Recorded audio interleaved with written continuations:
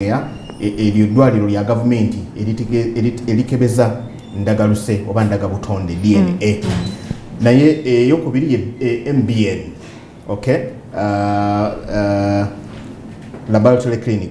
Aba MBN nabo bali awo nakasero kakati no mukyala minister ow'ensonga ez'ebyobulamu General Acheng Doctor agamba nti abo bokka babiri gavumenti bemanyi, abo bokka babiri basigaddewo bali ku byabo, Minister of Health be batumye n'okubategeeza, naye alambise bulungi agamba nti abasigadde basobola okukebera DNA ne DNA ono mugazi, naye oyo gwe bayita paternity DNA test okukebera oba mwami Douglas bakinyumya kwegamba DNA gwe twagala mwe gwe mwagala n'abakyala bano gwe baagala okukakasiza ddala oba batusiba abaana oba tebatusiba baana. Ebifo bibiri kiri ekya gavumenti n'aba MBN. Kakati no aba MBN no bafunyemu akalango katambudde kati olwo bali eri abakola good, because when you tell me that nze yakolera awalala mbeeramu kokko ngamba kati ekyakukozesa ewalala gavumenti evuddeyo nekulabula bw'oba olina ewala gye wagenda eyo teyali DNA eyakebera. Bananga abakyala baffe abamu bambi they are innocent, muddemu mugende mu MBN. Kati basanze bomu mu nsawo y'omuyizi. Otyo basanze bomu mu nsawo y'omuyizi, bomu ey'ekika kya grenade esattiza abatuuze Makerere Kavule mu municipality y'e Kawempe. Omuzadde omu yeekubidde endulu n'adduka ng'agamba nti omwana wange wa P3 yava ku ssomero n'ebbaaga, nze buli gy'ondi awo sigikebera naye nagenza okwekebejja nga mulimu bomu. Era amangu ago bayise aba bomb squad ne bakebera nga ddala yabadde ekika kya grenade. That takes me back. Last week I was concerned ku baana abatambula ku makya nga bagenda ku ssomero bokka. So it takes me back to that. Abaana bano baba bagenda ku ssomero. As parents, can we come out abaana bano to be escorting at school, or someone as a parent oba oli busy delegate someone gwe bamanyi at school nti mami omwana ono wabataliwo, Kevin wabataliwo, omuntu ajjayo muwala we ye gundi, then no okumutwala n'okumugjayo. This is how we are going to avoid this. But you find kids ku ssaawa musanvu baddayo ewaka, they are moving on their own. In the morning you find them going to school, they are moving on their own. Bokka literally. Kevin, nebintu ebimu tebiri practical. Waliwo nga the nature of your job it does not warrant nga tekusobozesa bulungi. That's why I said you delegate someone. The nature of your job. Naye delegate someone. Waliwo ono Zakaria Nakayiba akebedde abaana 9 mu bakyala be 3. Amaliriza nga kuliko abaana 2 bokka be babi. Sagala kuseka bambi kyannaku kitegeeza abakyala bano bonna buli mukyala naye siri mukuwolereza.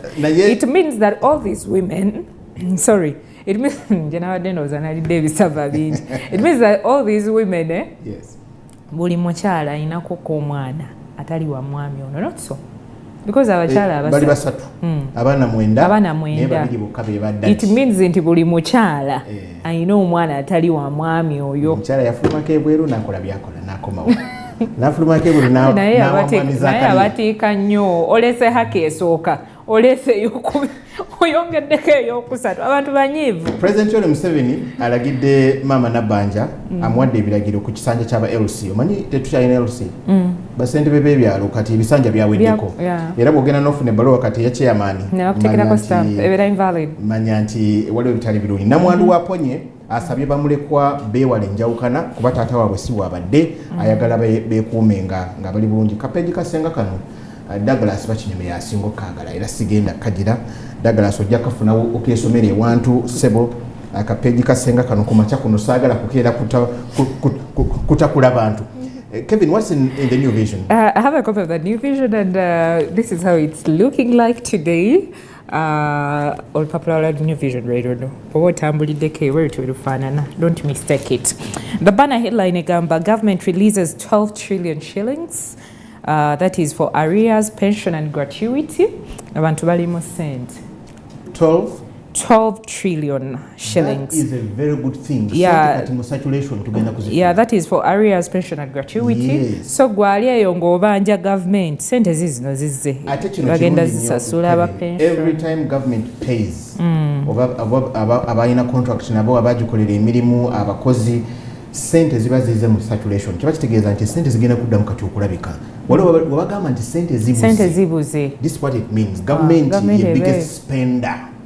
Kati buli bwebanga erina beetannaba kusasula kitegeeza nabo tebajja kutransactinga bwe batatransactinga gwalina ebyamaguzo nawe batokola obaani gwe mmanyi pensiona ebya areas si byangu byakutegeera pensiona bambi muleke wadde omunoonyeza ati just kumubuuzaako munnange ne ka gratuity ko kaba kawerako nno mujebaleko bannange yakolerera akantu kokumala ebbanga pensiona musaasire. There is a pictorial here.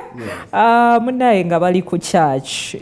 Family and politicians elogize Aponye. It is unfortunate.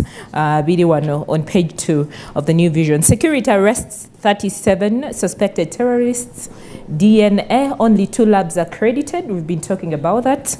President Museveni directs on LC's term of office.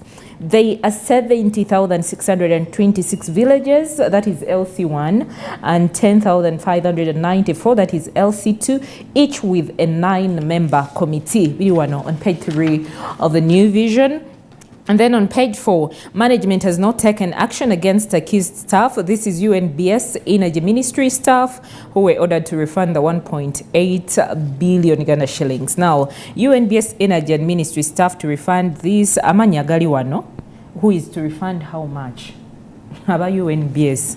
Bali bezibika sente. Bali wano kansomeyo ko mu IS Louis Paul amount communicated by IGG. My God, my Jesus Christ. Tuli kuchi. Okay. Bukede appalled saga. Why RDC DPC were arrested? Chintu chino baluwa ya muzee. Yes. Kozo omulimo. DPC ne RDC. Yes. Bakwati. Wetogerera abebukede. Ntibani bana bazimule kiragiro cha President Yoweri Museveni. Bwetwale Douglas wano joga tugamba mukulu kati awandise baluwa ya ya mu North naye yawandise baluwa. Okay. Nga nayo biri ku nsonga bani bano abatawulira. Naye finally tutandise okulaba ku bibala. Tutandise okulaba, yeah. Land bonanza, government calls crisis meeting. Vice President passes out over 1,400 student patriots in Katakwi. Museveni to host the Iranian President, Rais. That is when you find it in the New Vision. Finance releases 12.8 trillion to government entities. And then, Katurebe praises lawyer Katende for impacting lives. Kazimba calls for calm in Luwero diocese. Jukira, ebya Luwero nabyo biri eyo. Bazemu ne balondo omulala. Tebanaba. Bakyali kuono. Obuyinza bwonna babuddiza. Owebyama ebyabaki. Babuddiza Saabalabirizi. Dr. Mugalu. Obuyinza bamubuddiza kakati yatwala ensonga zonna ezeruweero until nga bamaze okulonda ate omulabirizi omulala. Opposition activists question Chagulanyi's leadership. Biri wano mu New Vision. Nawe osobola ogenda omanye opposition kye boogera about President One National Unity Platform. There is a competence-based new curriculum for your children. Osobola okufuna olupapula luno abaana bo ne babeera nga ate munnange basoma bulungi ate bayite bulungi. Mu business, Vision partners in holding annual Africa's best brands biri muno. Sobola ogenda mu New Vision osobola okumanya ebisingawo ate ku bya business ebyenjawulo. Twaleko mu Daily Monitor olwakadde. There's a big headline. Universities seize papers of graduates over debt, government debt. Ensonga eno egamba bweti. At least 1,200 graduates who studied on the Higher Education Students Financing Board scheme will find difficulties in getting jobs. And universities are going to withhold their transcripts. Kuba bakyaba banja bano bebeewolayo akasente mu nteekateeka eri gavumenti erina bastudent oga nti oba oyagala katushoni nga kakutagazaamuko waliyo bayita Higher Education Student Financing Board scheme. Okay, Baba, do they give them like a grace period until after this whole period like that, or what is? Looks like they do. Or what is the payment like plan? What is the payment plan? Looks like they do because if they don't, why would they want to withhold your transcript but at also, the time when you are going to seek for a job? But also, yes, when bangenze kusomero nga nsabye loan, nsabe government loan nsome. Yes. Nejjukira loan government egiyisa mu university eyo. Yeah, yes. Bazikusasulirayo butereevu. Anti bazikusasulirayo butereevu. But I have to get a job because I'm a student literally ali mu kusoma. I have to get a job.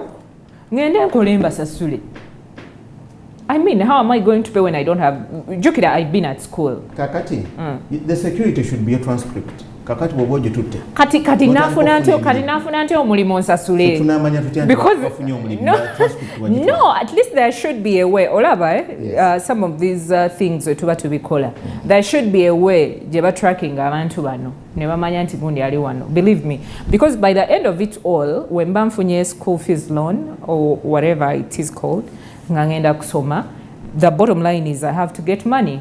So how do you expect me to get the money to pay? You have my papers. I'm sure contractually there's an arrangement and the students know. Those who borrowed the money to go and study, they know. Maybe if you're telling me nti baba wa grace period ne bakugamba nti womaliriza tukuwe ebbanga lya myaka 5 to pay. Kati oyo n'alemererwa. Now, very interesting here in the Daily Monitor. Uganda Airlines make 240 million shillings from transporting bodies. Wow. These bodies that you see come back, they come back at a very heavy cost. Yeah, very heavy cost, yeah. So Uganda Airlines makes 240 million. Yeah, it must be very heavy because I always see abantu nga balaja nabanayo omuntu waffe yafiiridde eri batuyambe, so it is something really expensive. Okay, very interesting here. DNA, lawyers advise couples and government on handling affected children in the DNA saga. All right. Also, Makerere University, they are set for their 74th graduation ceremony. Okay. Bw'obanga oyina sister wo cousin wo gwe wateekamu kasente n'asoma kakati wetegereze nnyo akatabo akatabo we wali kalumanywera akatabo ako omwana afulumiramu akatabo nga sika oluguudo luli eri wansi lwebogerako luli wali oluguudo olufulumya akatabo keekamu nga kumpi kali kenyini.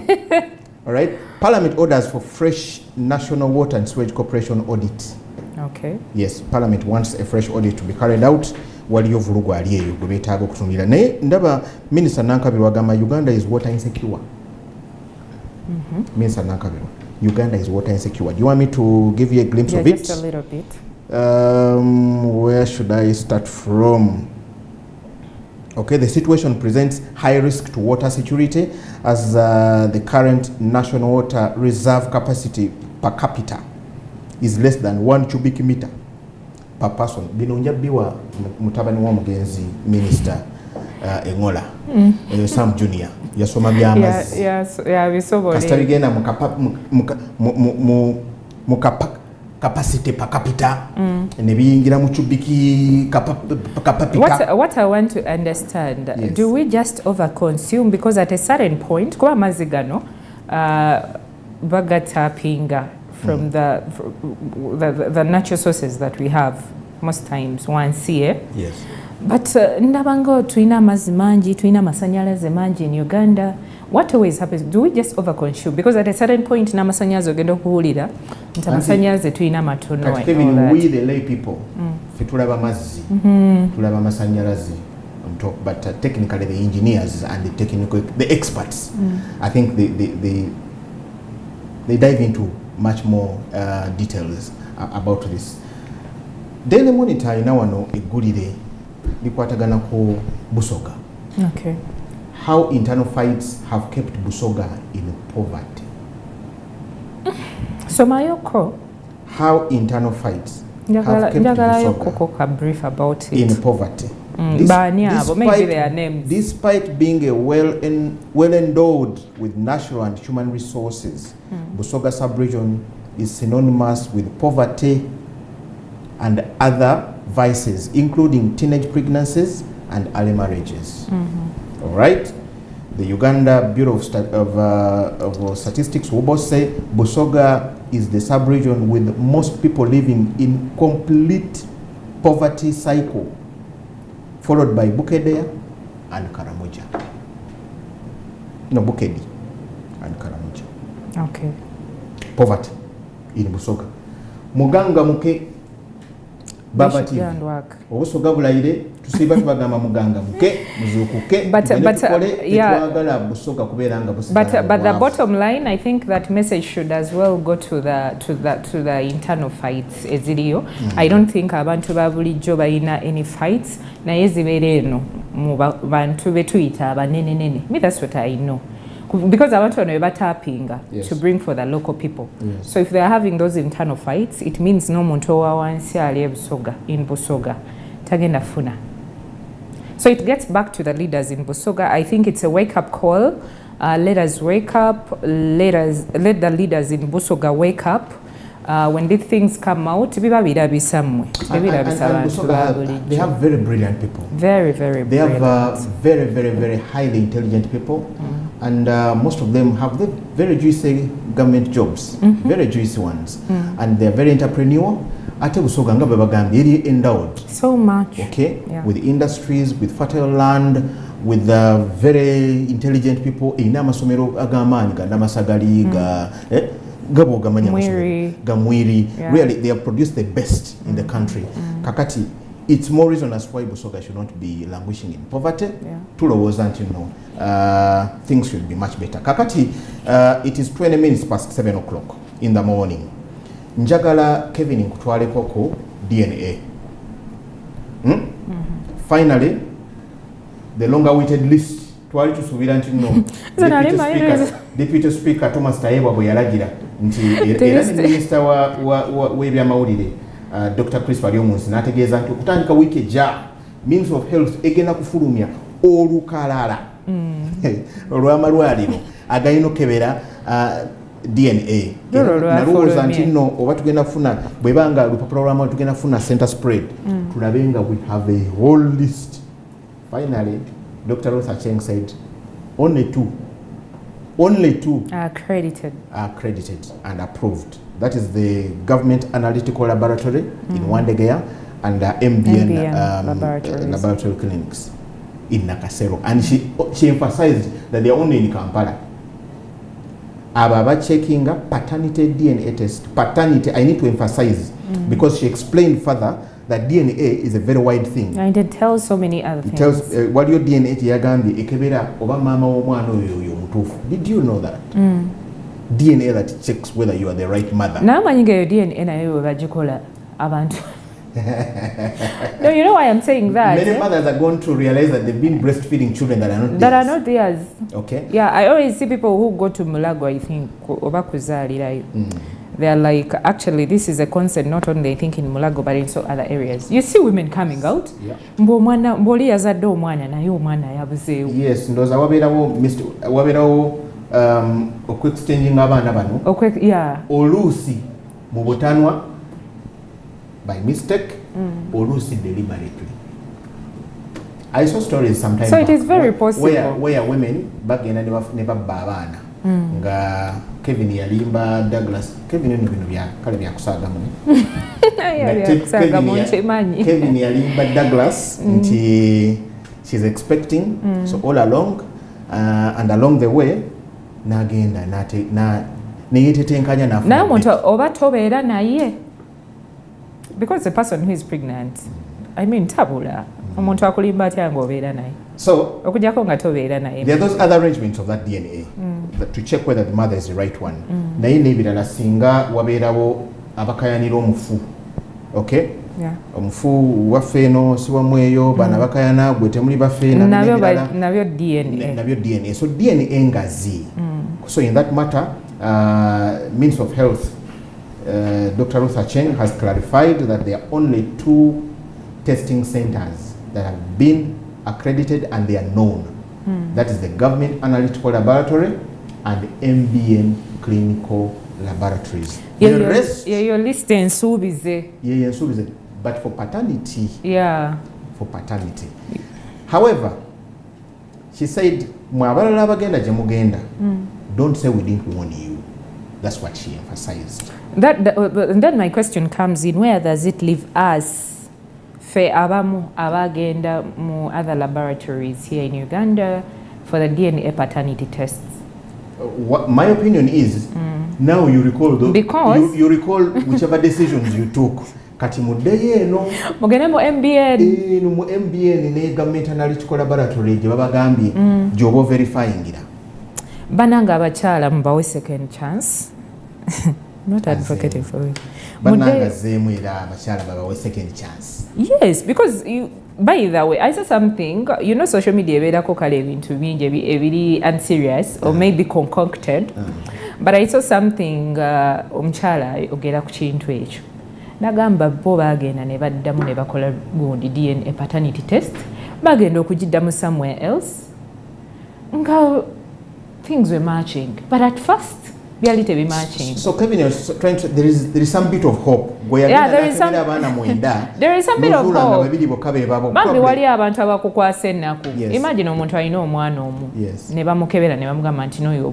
omu gw'obadde omanyi naye si wuwo. So there is a ray of hope. Yeah, there is a ray of hope. At least get back. Go back to only these two centers that have been verifying. Nga ochita ng'omanya nti kino kyo. Yes.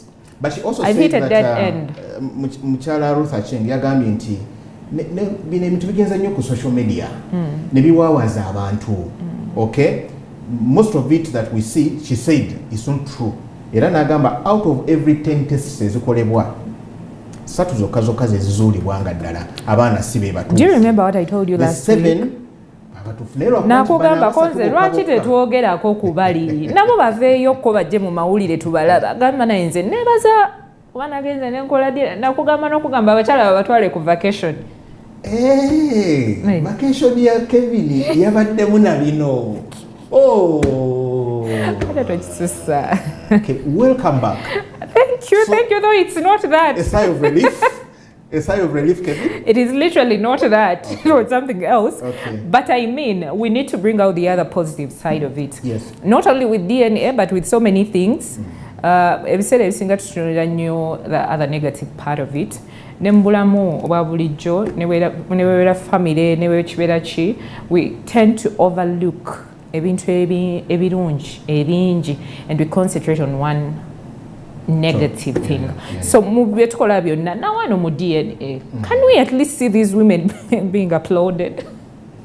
There's nothing to applaud these women, honestly. Nothing? How do you mean? We're going to take a very short break. Tugenda kudda n'omulamwa gwaffe twagala kwogera ku enteekateeka eya arrest ezakoleddwa poliisi afande enanga yategeeza abaana abakwatiddwa ku bibaluwa ebyawandiikiddwa mbu be babadde batisatisiza nti ADF egenda kulumba essomero ery'Eshema eri n'ebirala bingi. Tugenda kukomawo ensonga eyo tugirambulule bulungi ddala tugisunuleko munda tulabe what's not happening, what's happening.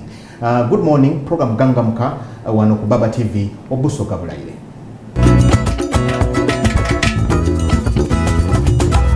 Again popular.